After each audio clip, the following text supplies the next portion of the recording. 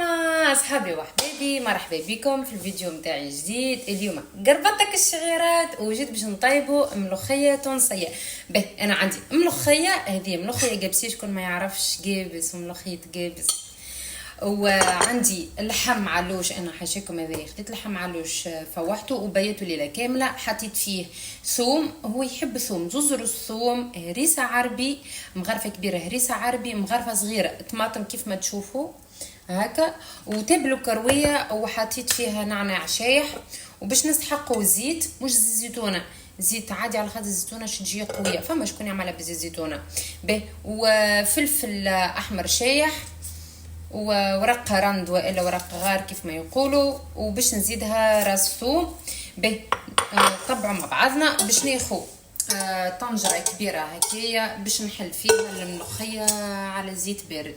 وقبل كل شيء ديجا حطيت الماء يسخن، ونحطوا الملوخيه نتاعنا باش نحطوها الكل، باش نصبوا الزيت، لازم برشا زيت، ما نحطوش شويه، اطلع نوريكم كيفاش.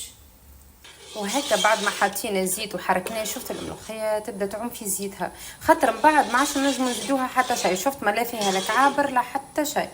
ومن بعد ما حركناها كيا حليناها في البارد، نحلو الغاز هكا على نار هاديه، ونحطو طنجره، نزيدو شويه في النار هكا بلا ما نخليوهاش تتحرق، يسفي تحرقت سيء. وعلى فكره رانا كي الزيت كي نحطو من اول مره ما عادش نجمو نزيدو حتى شيء، هكا وهكايا لازمها تعوم في زيتها. وهذايا حطيت الماء يسخن ديجا يغلي، خاطر من بعديك باش نمرقو هكا، بدات تسخن معنا شوي شويه، ردوا بينا نحرقوها، نقعدوا هكايا نحركوا، خاطر نحنا دوبا باش يعني نخلو الزيت يسخن والملوخيه معاه هكايا نحركوا شوي شويه، فما مش نشدوها نركدوها، يعني هكا شوي شويه، منها ما تتحرقش ومنها هكا تسخن شويه في زيتها، ومن بعد كان نمرقوها. وقت اللي نمرقوها يلزمنا نقعدوا نحركوها باش ما تتكعربش.